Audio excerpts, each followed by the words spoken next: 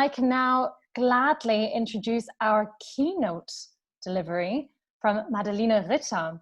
So Madeline is a trained lawyer, cultural manager and curator, and since 2004 she has led innovative dance funding programs for the Cultural Foundation of the Federal Government of Germany. And she's the co-founder of the non-profit entrepreneurial company Diehl+RITTER, who for their groundbreaking measures of safeguarding dance heritage received the most important cultural heritage prize of the European Union, the Europa Nostra Award in 2016. Now, Madeline Ritter also initiated the European cooperation project Dance On, Pass On, Dream On in 2016, which is co-financed by the Creative Europe Culture Programme and received renewed funding in 2020. This project works against age discrimination in dance and connects 11 partners from all over Europe. So in Madeline's keynote, we're going to hear about the role of trust and responsibility, and we're going to hear a bit about her bold vision for the future in which creativity and productivity might be reimagined. Welcome to you, Madeline Ritter. Are you there? Well, I think so. Thank you for joining us. The floor is yours. Well, thank you. I want to talk about wings of innovation. And I want to propose an idea. It touches on a few core issues that I would like you to get excited about. It's very strange not seeing you, by the way, and I imagine a full hall, 263 persons.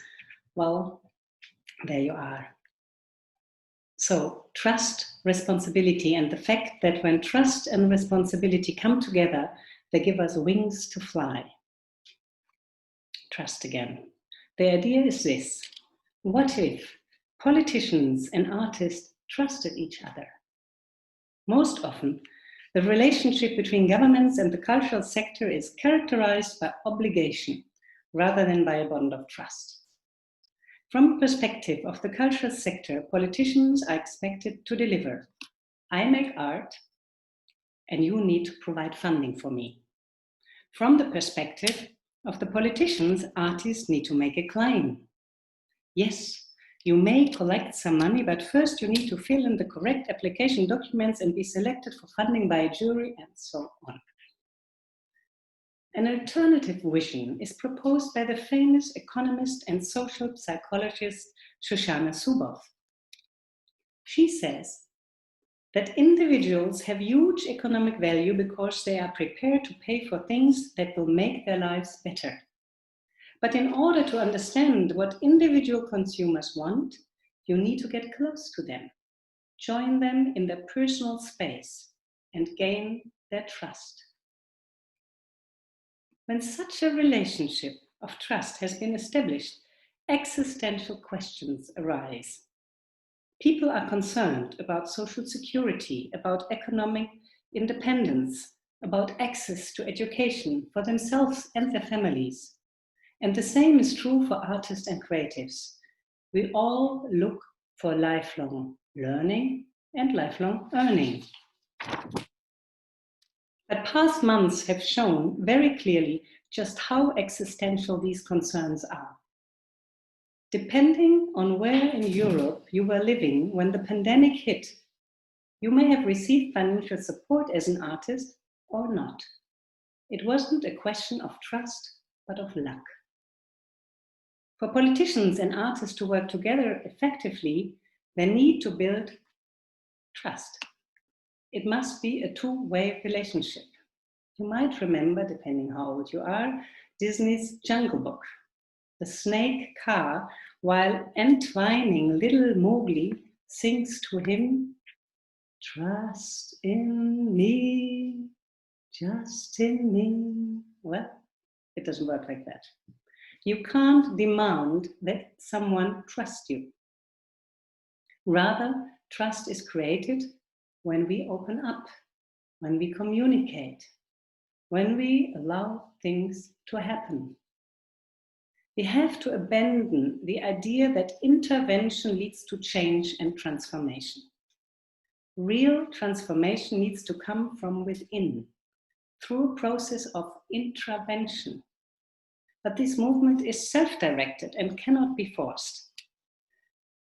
Another way to imagine a relationship of trust is as a shared space of self-efficacy.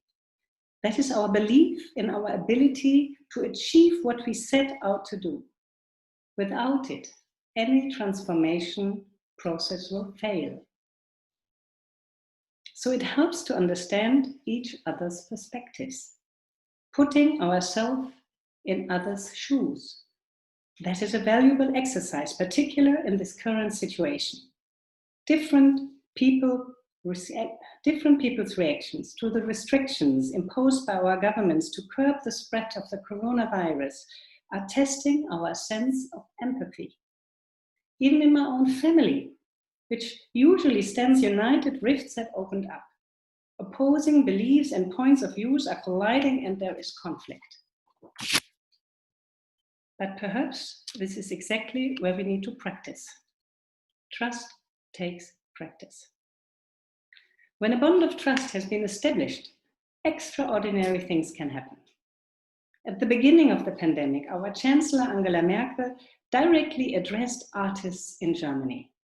It was the first speech of its kind in her term of office, and probably the first of its kind by any German chancellor. In her message, she asked artists to trust her. It was followed shortly afterwards by an announcement of substantial support. On the initiative of Monika Grütters, our federal government commissioner for culture and the media, various departments and cultural ministries have been working closely with representatives of the cultural sector to create rescue programs worth hundreds of millions of euros. Right now, the team of my own nonprofit organization is working with 2 other dance organizations to deliver a 20 million euro special funding program for dance in Germany. This is a new experience for us, but very heartening to see a field of mutual trust and responsibility unfolding around us. Responsibility. The philosopher and psychiatrist Karl Jaspers once said, and I paraphrase, that by accepting personal responsibility, a person accepts that everything, him or herself included, will continually change. I repeat that one, I like it. By accepting personal responsibility, a person accepts that everything, him or herself included, will continually change. Trust and responsibility prepare the ground for social change and innovative ideas. This is called Wings of Innovation. Let's look at the practical solution. Let's have a look at innovations. Your ears must be ringing by now. We heard it a lot in the first 2 hours of this conference. The mantra of European cultural policy. Shoshana Zuboff is skeptical about innovation. She says, when all people can talk about is innovation, it is a sure sign of decline. Only things that are worn out and that don't work properly anymore need to be fixed, restored, or innovated. Innovation, therefore, seeks to repair systems that are no longer useful. Systems can only do so much. End of quote. She believes that real change happens through mutation, as in the example of gain-of-function mutations in genetics. One altered gene gains a new molecular function which causes the entire system to change. What is the equivalent of such a gene in our cultural ecosystem? The smallest entity in the system which nevertheless has a huge impact on the whole. It is the individual artist, the dancer, the singer, the musician. During the pandemic, it became apparent that individual artists are the weakest links in our cultural funding system. When their livelihoods are at risk, the art and culture we all love dies, everywhere, all over the world. Many European countries have launched new funding programs, often scholarship programs that in the past had been designed to help young people just starting out on their career path. But this path doesn't end at 30. And it's not only for people in the cultural sector, or it's not only these people who are trying to find their way. Our famous German artist Joseph Beuys believed that a society's capital is not its money, but the creativity of its citizens.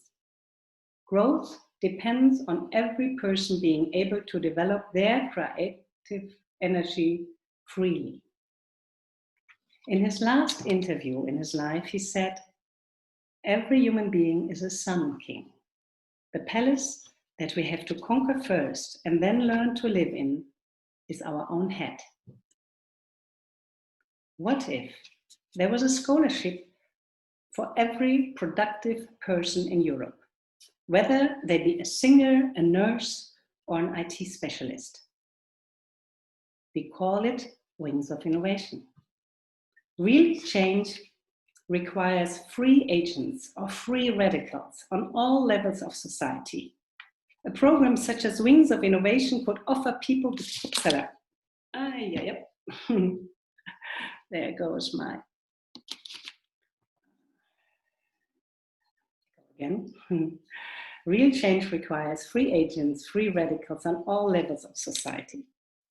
A program such as Wings of Innovation could offer people the chance to step out of their normal working lives for a while and give them space to develop new ideas. Instead of demanding efficiency and constant optimization, the Wings of Innovation idea understands the potential of undirected, joyful forms of learning. It is how we all discovered the world when we were children. What if we could, at least for a while, follow every impulse and just explore where our curiosity leads us? The University of Fine Arts in Hamburg is already testing a similar idea.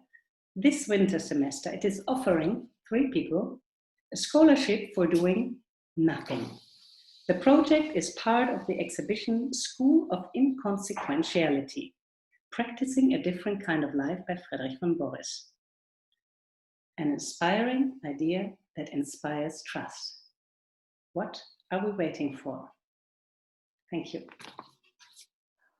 Wow, thank you so much for that very inspirational and very poignant ending. Thank you very much. Don't